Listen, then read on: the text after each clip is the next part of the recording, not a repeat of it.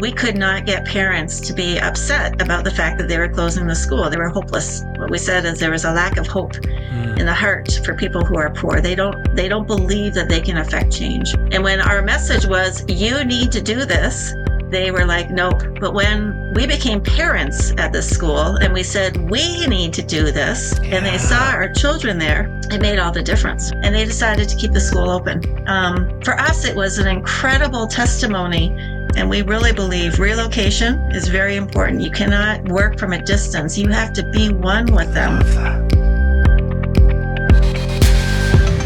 Welcome, everybody. This is Simon Gilbo with Inspired. Great to be back for another fantastic week of encouragement. You know, we all, the danger is we spend too much time on the 24/7 news cycle that just bombards us relentlessly with a distressing, depressing, negative, cynicism-inducing narrative, fear-inducing narrative, and that is soul destroying, and what we need is good news, which is why it's great to be this week with Renita Reed-Thomson. Welcome, Renita.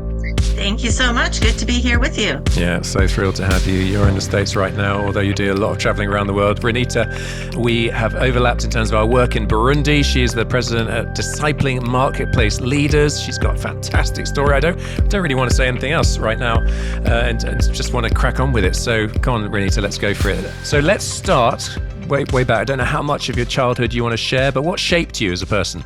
Yeah, well, that's a good question. So my parents are both immigrants from the Netherlands to Canada. My mom, after Second World War, my mom came over when she was 12 with her family. My father was 18. They were looking for pastors in Canada, and they were going to provide schooling. So he went to Canada, and they met here in Canada. And so I am a first generation Canadian. I'm the youngest of 5 children, and my father, as a pastor, we moved across Canada every 4 years or so. So I grew up knowing, of course, the inside work of the church, as well as how to not hold on to places very tightly, to be willing to pick up and move. And that really shaped me. The Reformed tradition was how I grew up. And so I learned a lot about who God was, but it was almost a more cerebral denomination that we were in rather than emotive. So my head knew God, but it took me a while for my heart to know God. But I wanted to be a social worker, and I left Canada when I was 17 to go to the U.S. For college, to the college from our denomination here in Michigan. And that was where I met my husband. Got my first degree, was in social work and psychology, and that's what I wanted to do with my life. I wanted to do social work to help people. Most of the 5 of kids in my family, we all went into kind of helping ministries, or my brother is a pastor, but the rest of us kind of in helping ministries, and so that was a big part of our formation growing up. Yeah. Were you quite steady, or did you have any crazy sort of periods of rebellion? You know, not too crazy. My father, and I just think that these are stories that need to be told. My father struggled with sexual sin, and he ended up being suspended from the ministry. Mm-hmm. And so there was a period of time while that was all crashing and going on around me that I did some rebellious stuff at my first year of college. But that it was more just the pain of, watching, wondering if their marriage would survive. And it did. My father passed away this year after they were married 60 plus years. They stayed together. And, but the temptation, I think the heaviness of being in ministry, certainly, presented its challenge. And I went into it with my eyes wide open, having seen the damage that it can do, not only to a marriage, but to a family, to a church. And he never really forgave himself for it. He never got over it. And so that was a cross that he carried. And of course that shaped me as well to say, be careful what you do. You can get forgiveness, but it doesn't mean that, that's not going to have those ripples that will last the rest, and become part of your legacy. So today, I'm telling that story about him instead of some of the great stories about him, it just becomes part of your legacy. So we have to be very careful how we live our lives and what we choose to do, even in those times of darkness and depression and frustration. So a little bit of smoking, a little bit of drinking, a little bit of dancing. First year of college, I had a lot of fun, and then I got serious and got to work and finished my degree in 3.5 years and continued on from there. So Did you think that you'd ever end up in Africa as a missionary? not at all. Didn't cross my mind, had no thought of it. So many missionaries that I talked to were like, I knew I wanted to be a missionary as a child, and I knew I wanted to go to Africa. Not a clue. So my husband, who is now my late husband, my first husband, Bob Reed, died in 2010 when we lived in Ghana. And then I remarried. My husband now is Michael. So, but my late husband, I met him at Calvin and at Calvin College or Calvin University. He was a psychotherapist as well. He was teaching in the psychology department. And we, at the time, and when we got married, we were attending a church in what was called the inner city here. It was very committed to racial reconciliation. It was in the very poor part of the city. And after worshiping and loving the worship and the fellowship and the commitment to being diverse, we felt like God was telling us to move into that community. And so we said, that's okay, God, we'll just find another church. You want us to move there? If we keep worshiping, we'll look elsewhere. And of course, God laughed at that. And after we searched for a year to find another church, we finally realized that what God was serious. He wasn't giving us an, if you want to worship here, you have to move here. He was saying, move here. So when our kids were 4 and 2, we moved into a neighborhood right down the street from our church, a very high crime, 3 drug houses, a house of prostitution, bootlegging house. We moved in. We were the only white family. Our kids were 4 and 2 when we moved in. And I was at that time a deacon with my church. And we were trying to figure out, what does it mean to do church with the community instead of to the community? Most churches do their benevolence and their programs, and they make a decision about what the community needs. But as a social worker, I really believed in something called asset-based community development, that God is already at work. His people are already there, and we need to identify them and join what God is already doing. Yeah.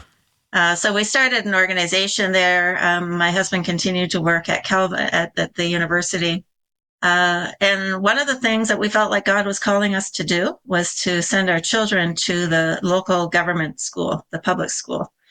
And this was a school that ended up being slated for closing because it was considered a failing school. 100% of the children were in poverty. 50% were Latino, Spanish speakers. It was a Spanish language school. The other 50% were mostly children from the community. But because my husband worked at a Christian university, they had a policy that faculty have to send their children to a Christian school. Right. So we applied for an exception to say, hey, we're living in this community. We want to be one with our neighbors. We want to send our children to this failing, closing public school. And they said, nope, you can't do that. And your husband is faculty. So if he wants to send his children to this school, based on God leading you, he will lose his job. Wow. And so we said, so be it. So after 16 years of him being at that university, with our kids now in the 1st and the 3rd grade, Noah and Hannah. Hannah is the older. Noah is the younger. We moved them from the Christian school, private school that was outside of our community to this public school inside the community. And it made such a difference. I mean, prior to that, we as a church, we were doing mentoring and tutoring at the school. We were working with the teachers. We were praying with them. We could not get parents to be upset about the fact that they were closing the school. They were hopeless. What we said is there was a lack of hope in the heart for people who are poor. They don't believe that they can affect change. And when our message was, you need to do this, they were like, nope. But when we became parents at this school and we said, we need to do this, and they saw our children there, it made all the difference. We ended up going to the school board with 150 parents, all wearing the school colors and demanding that they do something for these 300 children. And they decided to keep the school open. Love that. For us, it was an incredible testimony to the difference between to and with. We Yes. do things to people. We don't do things with people. And we really believe relocation is very important. You need to live amongst the people you are serving. You cannot drive in and do the work. You cannot work from a distance. You have to be one with them. And it took years for us, for the neighbors to accept us. We were viewed with suspicion. We were violating the one sense of place that they felt like they could relax and be themselves. Now there's this white family there watching them, and, race relations in the U.S. have never been good, but it ended up being an amazing time. Well, long story short, to get to your question about Africa, after we lived in the neighborhood for a few years, he began to feel a call from God to Africa. I think part of it was he really began to see poverty from a different perspective.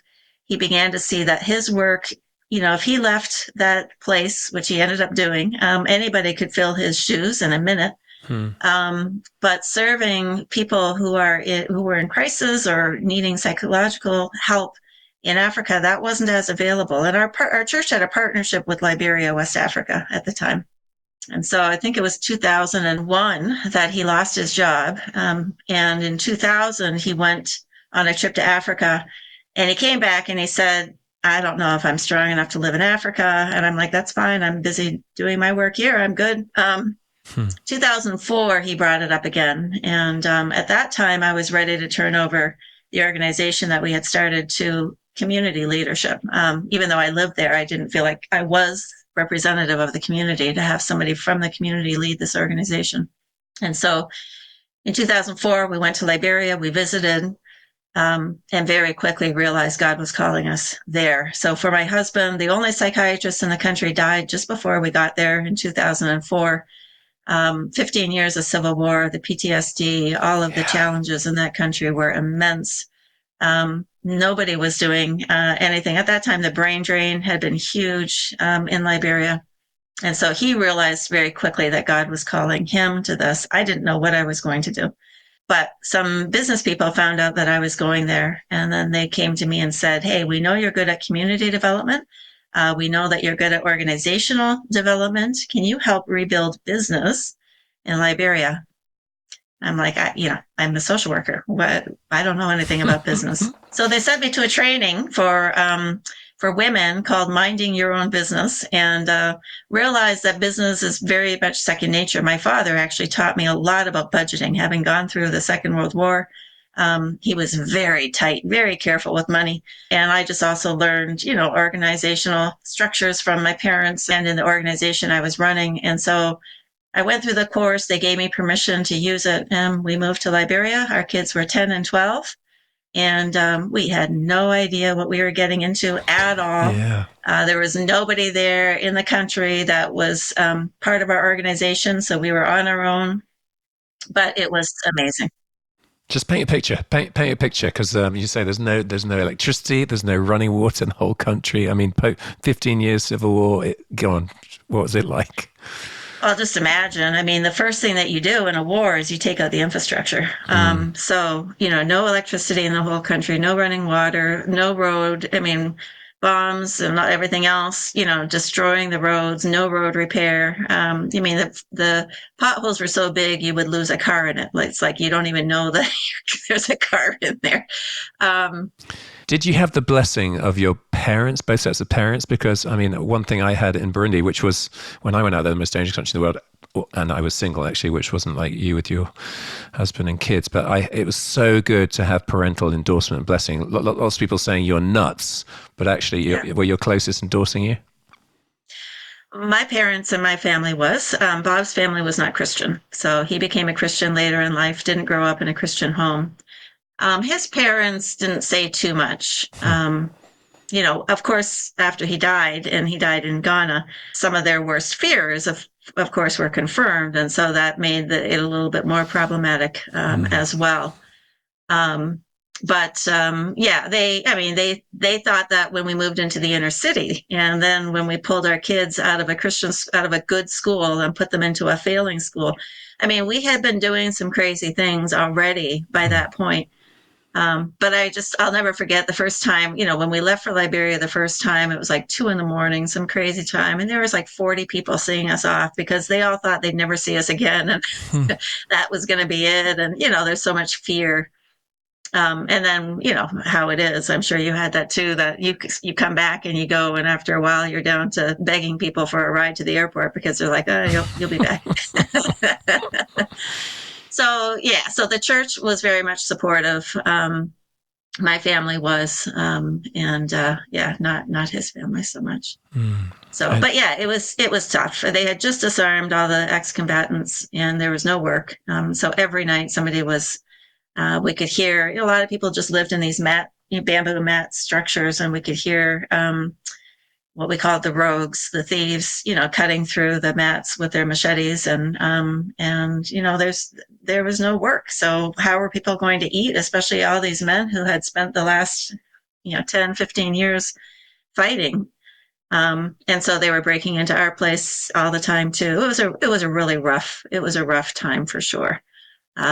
Lots of crazy things. And so during the night, we were usually up from 2 till 5 or 1 to 4, just dealing with thieves. And then during the day, especially my husband was being arrested all the time because the police hadn't been paid. And so when they saw us, they saw their blessing. There weren't a lot of expats there. There weren't a lot of foreigners there at the time, just UN. So he was getting arrested. He had a great plan for me, by the way. They would arrest us for whatever, just whatever they could do to try to get a bribe.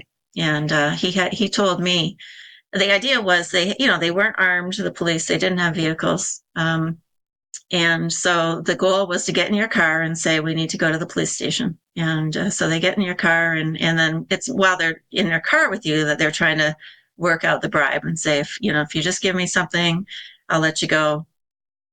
And so my husband refused to do that, and he would, end up spending the whole day in the police station. And for me, he said to me, he said, tell them that your husband, because it's a male-dominated society, tell them that your husband doesn't allow you to have strange men in the car. And it worked.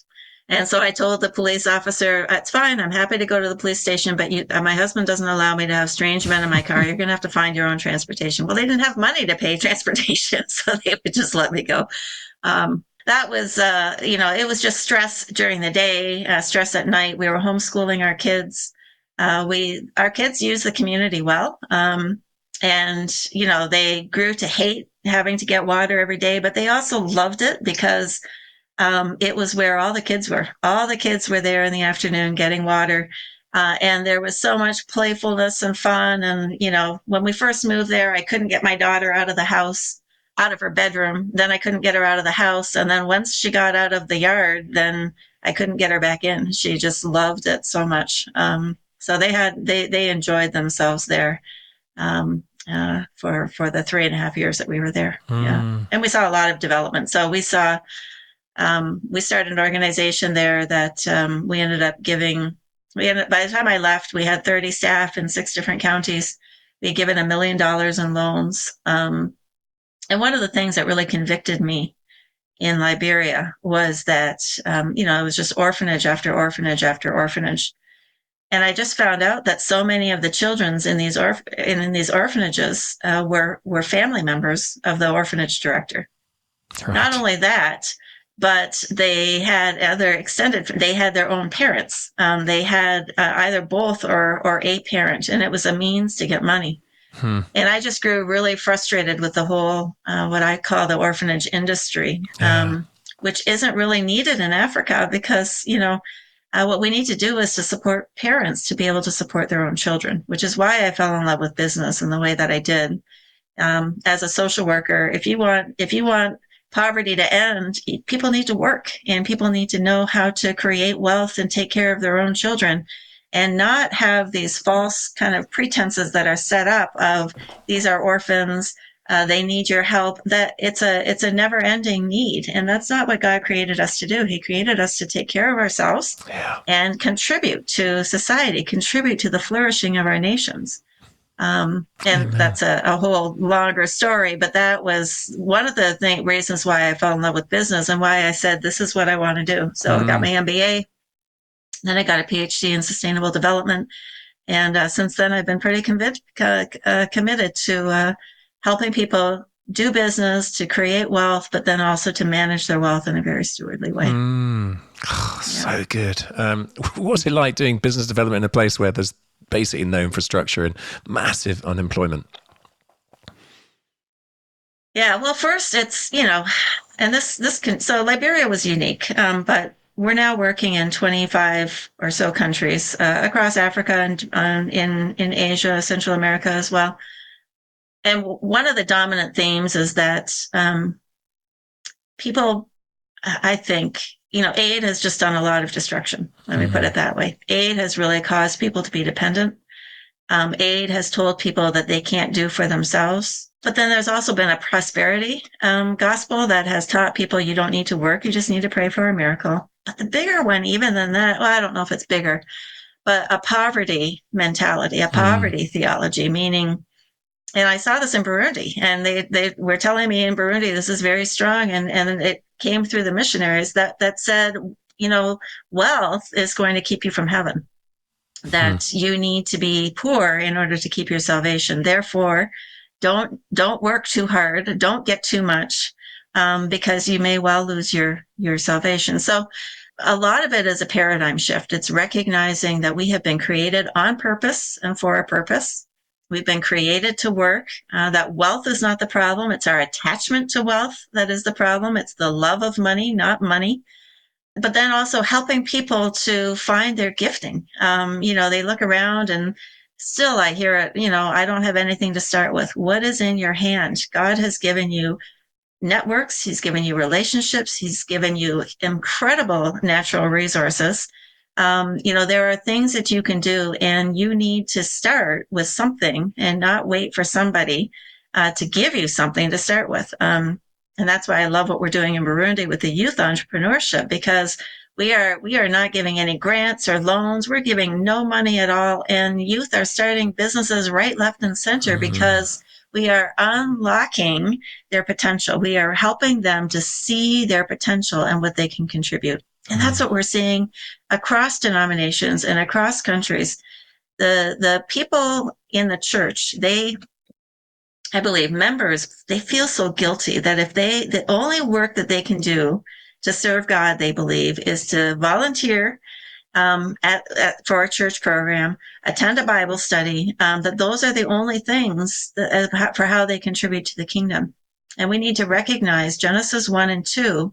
It's all about value addition. It's God has given us all of these things, and He expects us to add value for the flourishing of the world. And so if I am cleaning, or if I am cooking, or if I am repairing cars, I am contributing to the flourishing of others and the releasing of their potential. So for us, it's been just very, very fun to watch people come alive. I was on Mm. a call last week with a guy actually from the US who was a building contractor. And as he discovered, actually, it was his sister in Egypt that I had spoken to at a workshop in May or April. She told him about this. He contacted us. He's gone through some of our stuff, and he was just weeping on the phone. His parents were missionaries. And he felt, I believe, I'm reading into it a little bit, I believe he felt very guilty for not following in his parents' and his sister's steps now to continue the work of God. And for him to recognize that building good buildings, that's good work. That's holy work. Building sound buildings with integrity where people will then be able to release their own potential to do the work that God has given for them to do. That's good as well. That's part of the kingdom of God, which is beyond the building. Mm. So what was it like in Liberia? It was changing the mindsets. It was helping people discover opportunity, discover what was in their hands. We gave loans when we were in Liberia, and I have some regrets for giving loans. We've given loans most of my career, and now we don't anymore. And I'm just so thankful for it. It's loans just really messes things up, I believe. I believe that there is a need for patient capital in Africa, affordable capital. But what happens is, especially if you're American or white, and you show up and you try to give a loan, people don't ever hear the word loan. They hear the word gift. And so then it becomes very strained. The relationships become strained and difficult. They just, it's a community mindset. It's a warm culture, which means community is more important than individual. I had a need to use that money for a funeral. And now you want me to pay it back, but I don't have it to pay back. And so you just need to understand that this is what I did with the money, so it became problematic. And now I really believe that, we probably made mistakes in those areas by giving people more than what they could manage, more than what they were ready for. And it probably, kept some businesses back in, and some businesses grew, of course. So, yeah. Let's just move on to Ghana. So you went from Liberia to Ghana, and yeah, I mean, heavy stuff with passing of Bob. What can you share on there? I don't want to pry too much, but key part of your chapter. Yeah, we were there for 7 months, and he had been sick on and off while we were there, mostly with staph infections, like on his arms and things like that. Didn't think that much of it. He went to Nigeria. He was there to do peacekeeping. He was an amazing counselor therapist, just really good at hearing and cutting through stuff and bringing out truth. He had just returned from a 10-day trip to Nigeria. He returned on a Thursday night. Friday, he was fine. We had a good day of talking about our future. And Saturday morning, woke up, wasn't feeling well, was having difficulty breathing. We didn't know what was going on. We had only been there a short amount of time. I didn't know a lot of people, but one of the other missionaries who was there, his wife, he was the missionary. She worked at the U.S. Embassy as a nurse. So I called her. She told us where to go. And on the way there, I remember Bob pulled down the mirror, looked at himself, and he said, "This is what I'm going to look like when I'm dead." And I looked over at him, and his lips were blue. And I realized at that time, this is more emergency than I had realized. So I called my friend again, and she said, "Put your lights on and go to this hospital." And so we flew there, drove there as quick as we could. And again, I feel like I made a bit of a mistake. I went in the emergency room. They were asking what was going on, and I just said, "I don't know. I feel like his breathing wasn't good." And I asked them, can a staph infection move into your lungs? And because that's what I had been talking to the nurse about, is that possible that this was staph somehow that moved into his lungs? And they came back not knowing that none of their machines were working that day. They didn't tell me that. They came back and said, yes, staph infection in his lungs. We're putting him on antibiotics, and we're going to admit him. And probably 5 hours later, that was when the doctor came in and listened to his lungs again, and at that point registered some concern. And 30 minutes later, he stopped breathing. And they couldn't get any machines again to work to restart his heart or anything like that. And he was gone. So, yeah, my kids were 16 and 14. At the time I was 41. We've been married 19 and a half years, but we're in this strange land, in this strange country, where we have very few relationships, just, having started there, and what to do. And here's, I think, for me, Simon, this has been an amazing part of the story.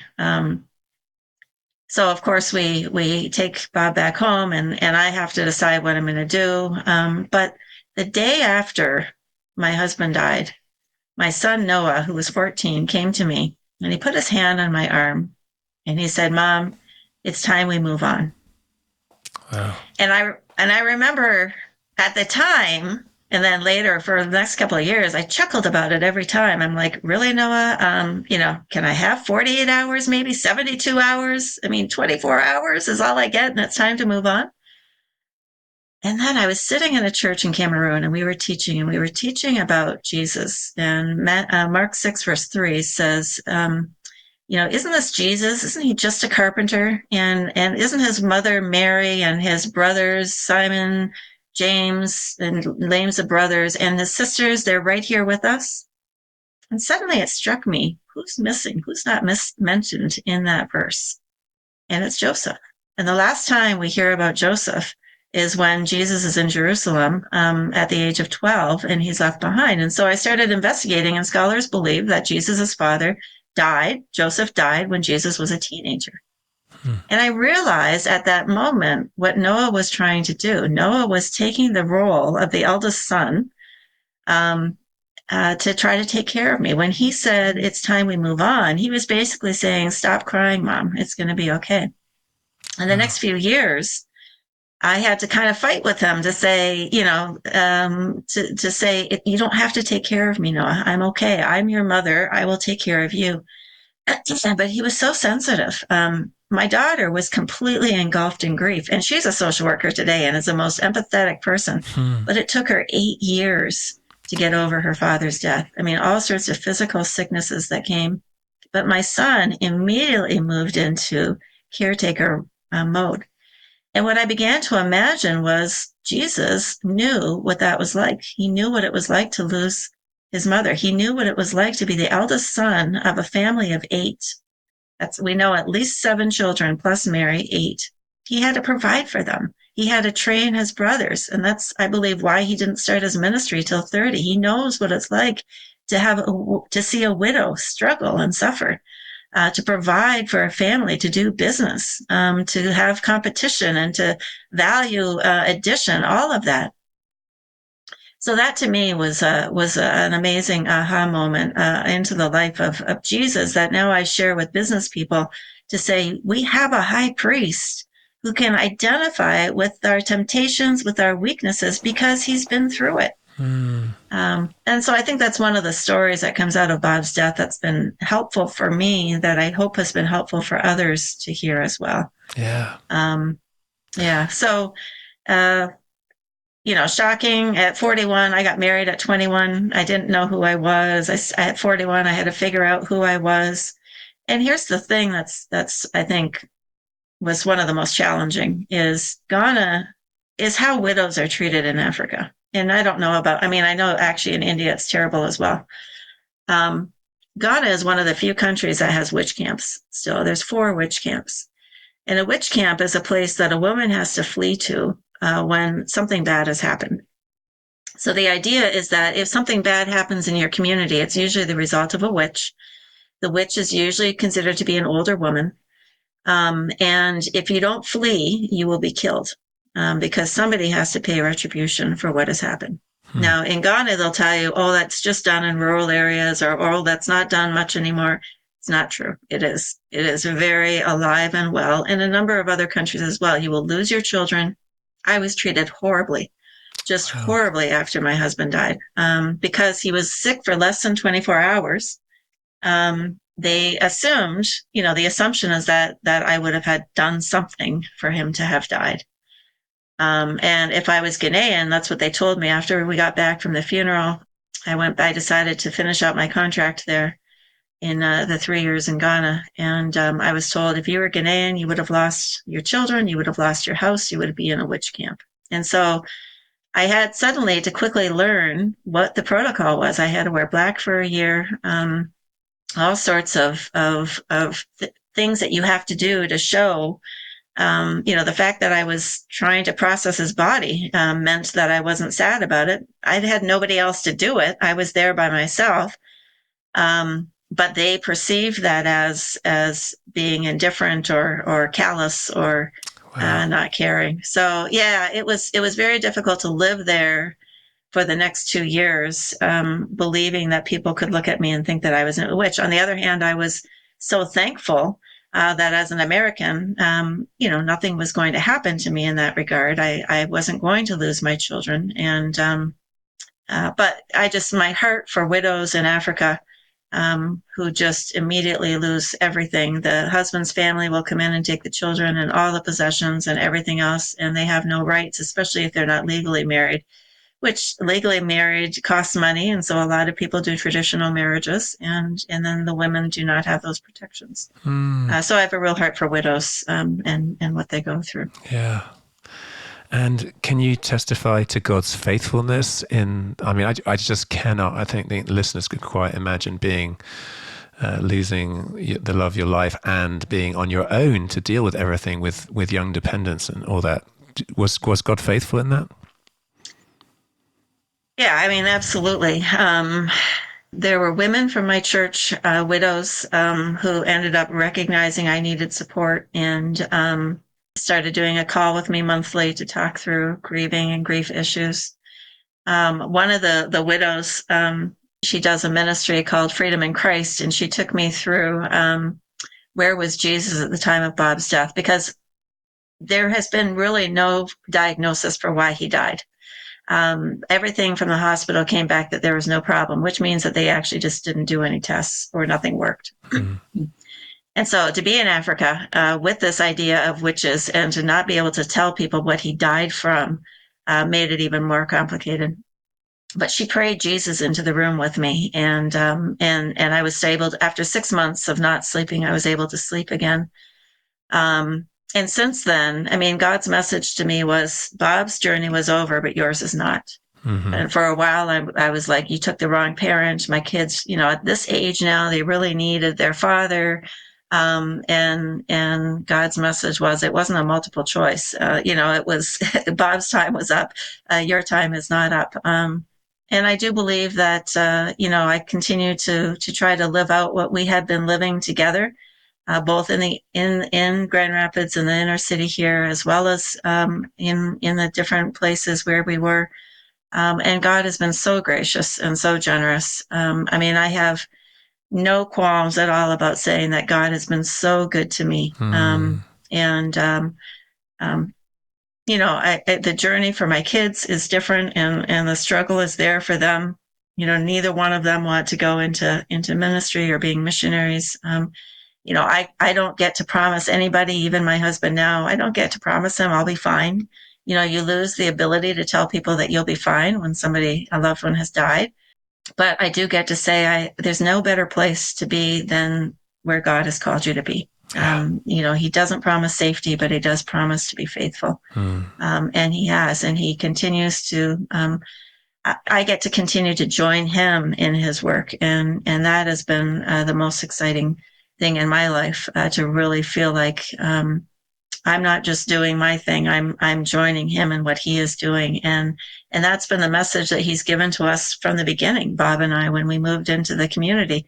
What is God doing and how can you join him? Mm. Not, what is my call? Not what is, God want me to do? I'm a little piece of what he is doing. And at some point we'll be reunited again in heaven. I believe I'll see my husband again, and we'll have a good conversation about, what happened after. I still call on him every now and then to say, you better, you need to speak to your son. You need to have a word with your daughter or talk to God on their behalf. But yeah, God has been very close to me. And of course, knowing, I think for me, identifying with Mary losing her husband, Jesus losing his father has been very helpful as well for me to say, even Jesus, he could have raised Joseph from the dead. He didn't. There was part of that process for him of grieving and losing and continuing on with the work as well. Yeah. Well, your children grow up, they go to university. 2013, you move to Kenya and you start what is now discipling marketplace leaders. And I'm sure you could not possibly have imagined what it would grow into. But go on, share us that journey. It's so beautiful. Yeah. So after doing 7 years of business development directly with businesses, somebody said to me, and I think it's funny that I don't know who it was because it probably was God in some form. Somebody said to me, be careful you're not fattening people's bellies on their way to hell.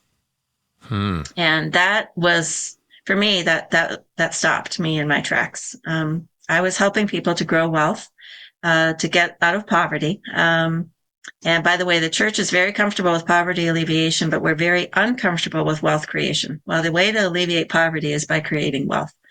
But when you create wealth and there's no discipleship, very quickly, we can forget about God. So in North America, I know that as we've grown in wealth, we have forgot about God. We don't need God anymore. We're not dependent on him. And I think one of the beautiful things about poverty if you can say that, is that people know how to depend on God. The relationship is rich and real and tangible. You can touch it almost. So I actually decided I wasn't going to keep doing this work until I was then invited to Kenya and to begin bringing that work into the church. And so I started in the seminary in Kenya to begin teaching people, pastors, about the God of business. And yeah, I had 12 men in my first class. And we did a small research study just with one church to see what is the impact on the church when we have a workplace discipleship ministry. And I went out with that pastor to visit all the members of his church, all the business people, and just kind of worked through, what does this look like? What do they need? What are they hearing? What do they believe about themselves? And after 3 months, we were convinced that this was very important. I went then to the BAM Global. Business as Mission is a global movement. I went to the BAM Global Conference in Chiang Mai, 500 people from 50 countries, and I looked for who was doing this through the church, and there wasn't a single person. Wow. Everyone in the whole BAM movement at that time, and I think still pretty much the majority since then, we've decided that the church is too difficult to work with. Church and business don't mix. The church is too inward focused. It's too difficult to change the church. And so when I heard that, we came back and we said, now we need to do longer research to prove that that's not the case. And so we did 2 years of research in Kenya with 260 businesses and 3 denominations in 3 cities. Then in Ghana, in northern Ghana, we did 2 years of research with 600 businesses and 25 churches. And now we're in the middle of this process in Burundi, a 5-year study with 800 young adults, 400 that are getting the ministry, and then 400 are the control group that we'll just compare them to. So really 400 that are going through the whole process. But what we've seen in every research study that we've done, and every year we do impact studies, and I was just processing our impact studies this past weekend, we are seeing 5 new jobs created for every business trained. We are seeing churches grow numerically. They are growing financially. They are decreasing their dependence on the pastor.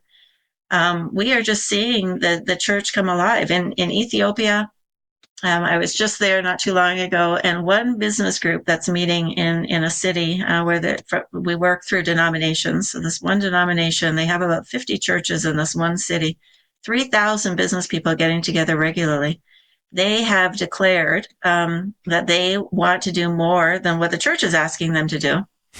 And they have sent 371 missionaries as a group.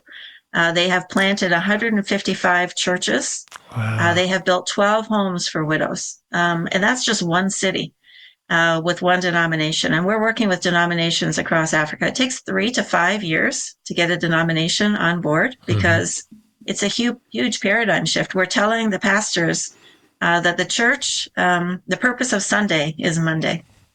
That Sunday is really the only day the church is closed. And when I'm talking with a translator, they always stop and they look at me like, "Did you say that right?" Yes.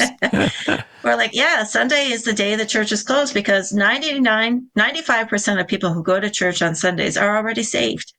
And so we've got the church team is gathered in the building. All the light has come out of the community and has gone into the building. And we are having our team meeting. We are being encouraged and equipped. We lament and we worship and we cry out and we pray and we fellowship and we encourage. And then the doors of the church open after the service and we all go back out. And now the church is open again. It's at work. But that's a huge paradigm shift. We tell pastors we have to change from being the only one member on the field. If we talk about a team meeting, we can think about sports. In fact, here's my favorite quote. Christianity is like a football team, 20,000 spectators in desperate need of exercise, watching 22 players in desperate need of rest. And so the spectators are Christians. We're sitting in the stands. We've paid an entrance fee. At the end of the game, we go and we critique the players. That pastor wasn't really on his game today. And that worship team, they sang the same song for 20 minutes. I thought it would never end. We critique. Yeah. And really, as the ones in the stands, we should be the ones on the field. The pastors should play the role of the coach. Hmm. And so we are telling pastors, get off the field and put us on the field. But if we're going to be on the field, if you're going to be the coach, you have to know your players. So my father was a pastor. He went from college to seminary to the church. He didn't experience what it was like to be in the field, where somebody is doing business and they are encountering challenges in their everyday life. He didn't know how to equip the saints for the work of the ministry in their specific locations, because the expectations for most pastors is that you will come to the church, not that I will go to you and say, how can I help you where God already has you placed?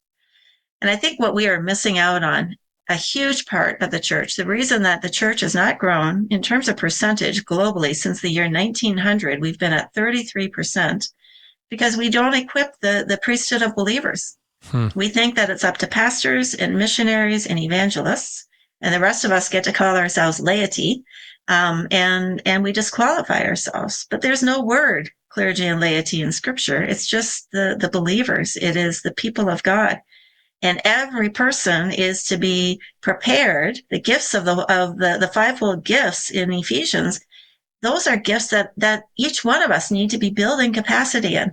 If I am a car mechanic, I need to know how to be pastoral, because some of my customers are going to be really upset, or my employees, I may have to comfort them, be pastoral. I need to know how to be a teacher. I need to be ready to be an evangelist. I need to be prophetic, speak truth into life. And I need to be an apostle. I need to be ready to live my life as a disciple so that I can also make disciples. And I think we miss that. And what we get to see is people planting churches, starting churches in their businesses, doing disciple discovery Bible studies in their workplaces. Every person is released to do their work, and they're no longer dependent on the pastor for everything. And that, like I said, it takes a long time. The pastor has to be willing to give up some control, but it ends up being good. And when the church has money, it can do more. It can send more. It can build more. The dependency stops. We don't have to go build a school for someone. Parents are able to contribute to their own children's school and school fees, and we can stop this dependency syndrome that we see so much in so much of the world where there's poverty. Oh, Renita, I could listen to this all day. And I know it's true, guys, because, we've had it. I've got pastor friends, and they were very, very poor in subsistence. And then they're just given a bit of empowerment, a bit of skills, a bit of budgeting training, all that sort of thing. And now, that whether it's raising chickens or breeding rabbits, and just the dignity that comes with that, then able to pay for their kids to go to school, and not just to be following around the cow all day and missing out on their education, the ripple effects, and then employing people. Absolutely gorgeous. So what would you say is the most exciting, what you're most excited about as you look at the global church today? Well, I believe God is at work in helping us to reclaim the marketplace. Christ came to redeem all things. Mm-hmm. In Genesis 3, the three things that were lost was our relationship with God, with each other, and with creation and work. And I find that the church globally focuses mostly on helping us repair our relationship with God. But we don't move then to how to repair our relationship with others and with creation and with work. But I think that God is helping us to do that. Last year, Lausanne had their fourth Congress. Lausanne was started by Billy Graham, and it's the global movement of churches to talk about social issues. And 50% of the time was spent on the workplace. And even though the movement continues to not embrace the church and equipping the church, I think we're seeing that attention grow for every believer and in every workplace. And I believe that if the Great Commission is going to be fulfilled, it's going to be fulfilled in that way. So that, I think, is very exciting. We still have a long way to go. We need to be intentional about helping pastors to understand the God of business, Old and New Testament, that every person in Scripture worked. Even the Levites were farmers. that was the norm. The norm was not that you have a professional pastorate who are paid and they are the ones directing what the church does, but that every person was, as they were scattered, as they went about their business, they did their work as a good and holy thing, and they also were able to make disciples. So that to me is exciting.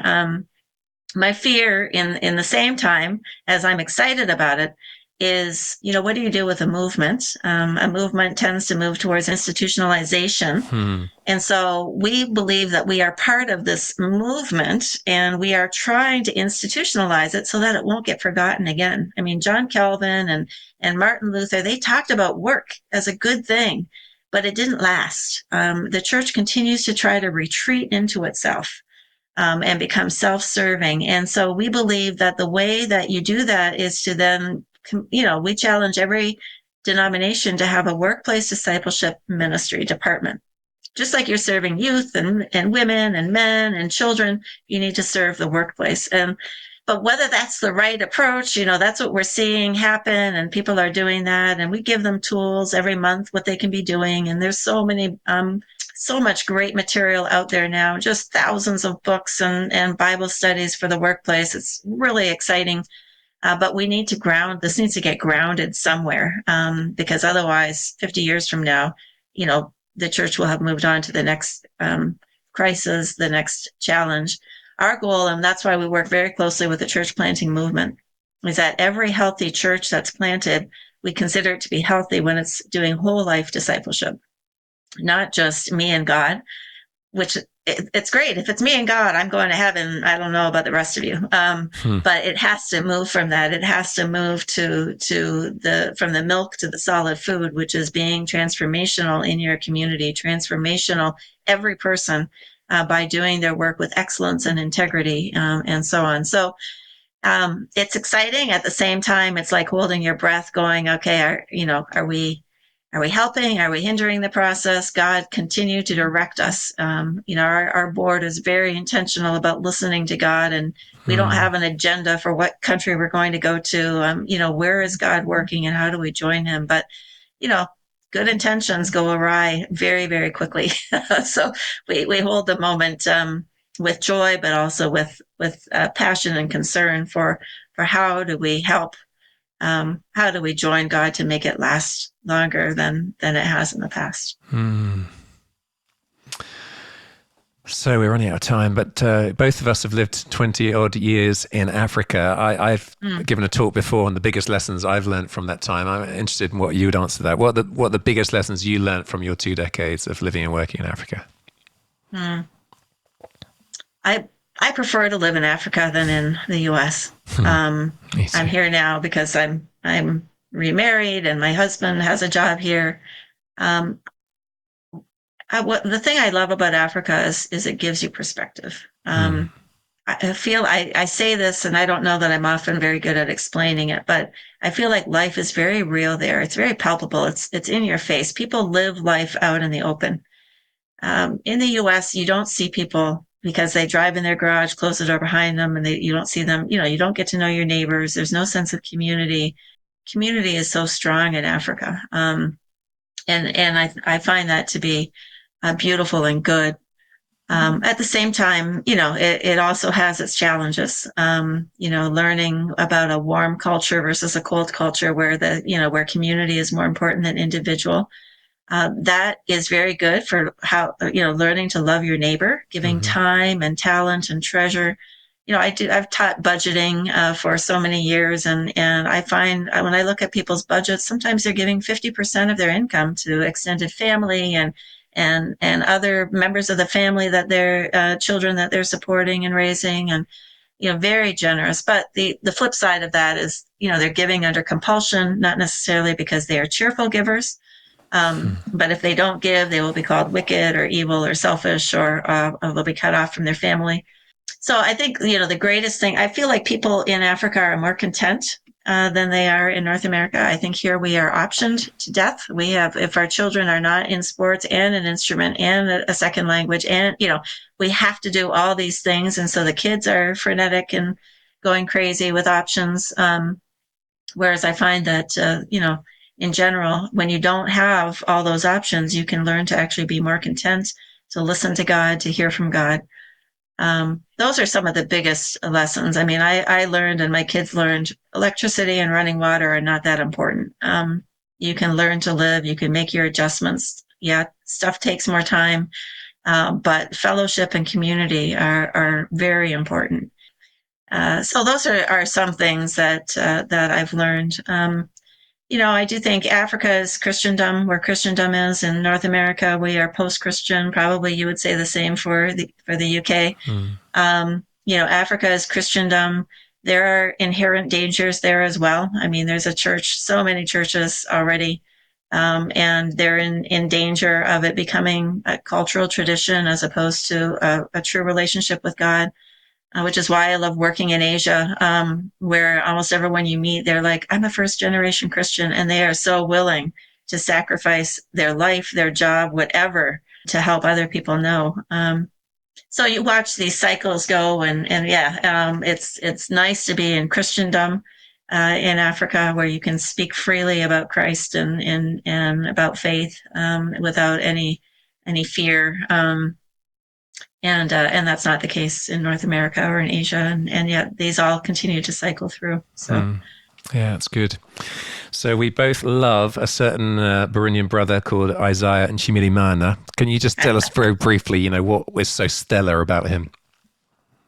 yeah, so we work with UCCD in Burundi as well, and Isaiah is just a very humble man of God. He is committed to Burundi, to seeing it develop and flourish. And he has kept a very level head as he continues to get more and more opportunities.